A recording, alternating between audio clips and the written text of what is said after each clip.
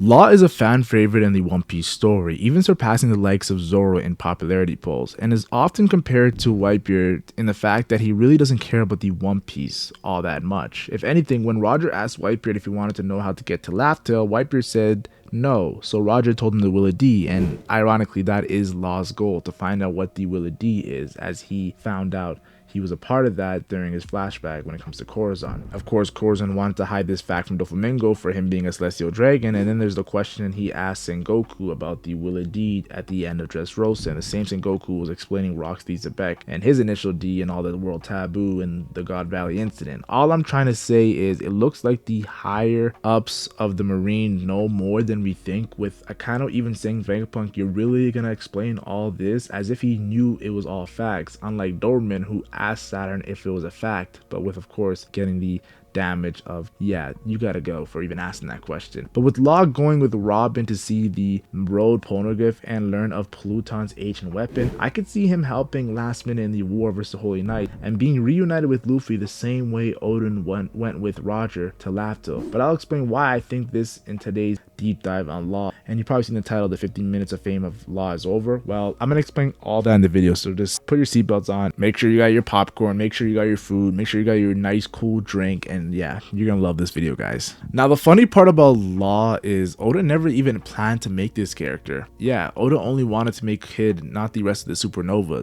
and we all seen what happened to Usa's Kid throughout the story. Yeah, he's taking a lot of L's, but Oda likes to give L's if they're able to bounce back, and I think Usa's Kid will bounce back. This video is a Kid video. No, it's a Law video, and the reason why I'm mentioning Oda not even planning to make Law is because of all the things Law has done throughout the story to make him relevant, and it's all connected to the main character. Yes, Law at the auction house saw Luffy hit that celestial dragon, and what we know now about his past and his flashback and the Willa D and Doflamingo, it all makes sense why he would look at Luffy differently, the same way Kuma looked at Luffy for defeating that celestial dragon. It was intense. It was such an intense moment for Law that he actually later on at the end of the war went all the way to Marine 4 to actually help Luffy. Yes, he tried to help Luffy after Luffy was struck by Akainu. And if Law wasn't there, Luffy might have not even made it. He might have died at Marine 4, showing how drastic this war was and how pivotal Law was to the story. And if Oda never planned to make Law, I don't know how he would have got Luffy out of there. Of course, main character in the plot,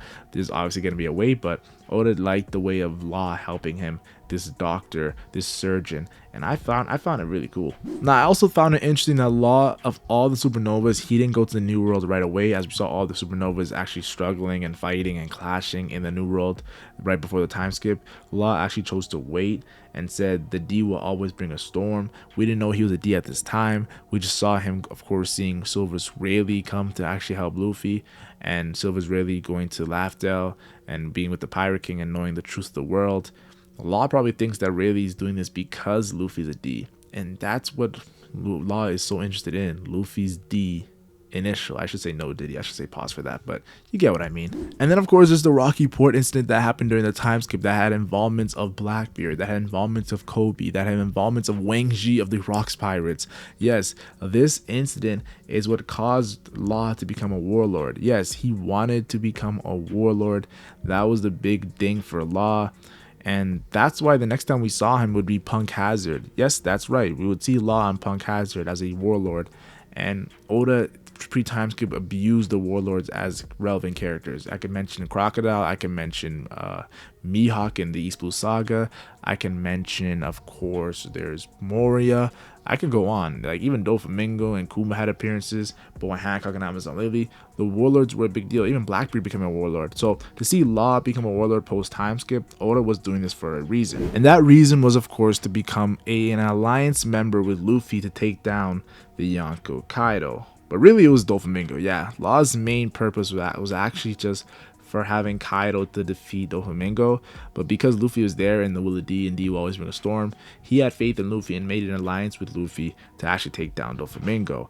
And honestly, I thought that was really cool that we saw that. And some people might say this is why Law's 15 Minutes of Fame is over, because a lot of his character and storylines is revolved around Luffy, and without Luffy, yeah, you guys see where I'm going with this. But let's not jump the gun. Let's get to Dressrosa, where he lost his arm in the battle with Doflamingo, but Luffy was able to save him by defeating the celestial dragon Doflamingo. and the deep brought a storm. Yes, and King Kong gun. And the fact that if Luffy wasn't there, Law would have lost his arm. He would have been just like Eustace Kid. Is a crazy idea. It would have been Shanks, Kid, and Law with one arm, and shows you how much Luffy affected Law from going the route of Kid. If Luffy's with Law, he doesn't take as much L's. Then of course they would reach the island of Zou, where they make an alliance with the Minks and the Samurai and the Ninjas. And this alliance would be, of course, to take down Kaido, because after Doflamingo was defeated, what was next? To take down Kaido, take down a Yonko, and really be relevant in the story. That was the whole thing in Punk Hazard. Law didn't initially plan this, he didn't really go that far, but Law gets reunited with his crew, and this is where he leaves and separates with Luffy. Luffy goes to Whole Cake Island, and Law loses relevancy. Now, of course, Luffy would return to Wano and meet up with Law and his crew, the rest of his crew, and would team up with Law on the rooftop in Onigashima raid. Even before that, teaming up, of course, before they even got to Onigashima with Kid.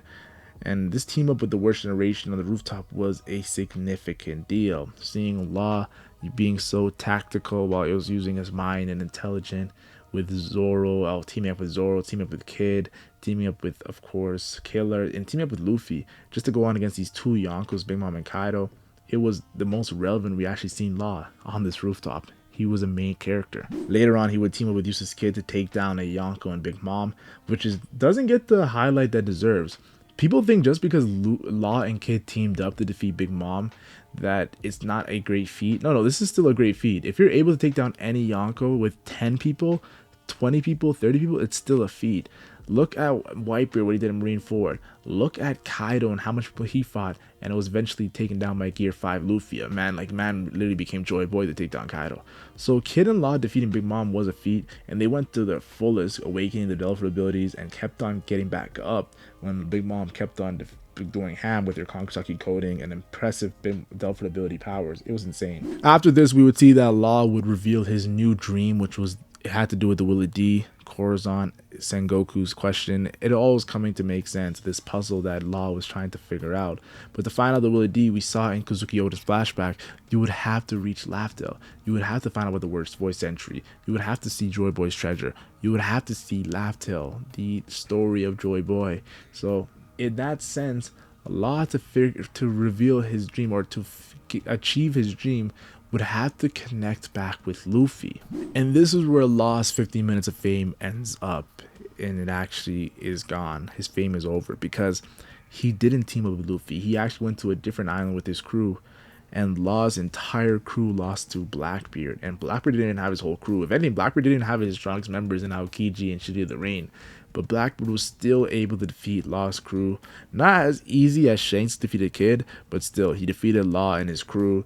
And it really showcased how much an effect Luffy did have, because even Kid was been taking L's, but he has never been with Luffy, so it was not a surprise when he took out to Shanks. But Luffy went to Egghead Island and took a W. That's why Saturn Agorase was killed, because Luffy took that W.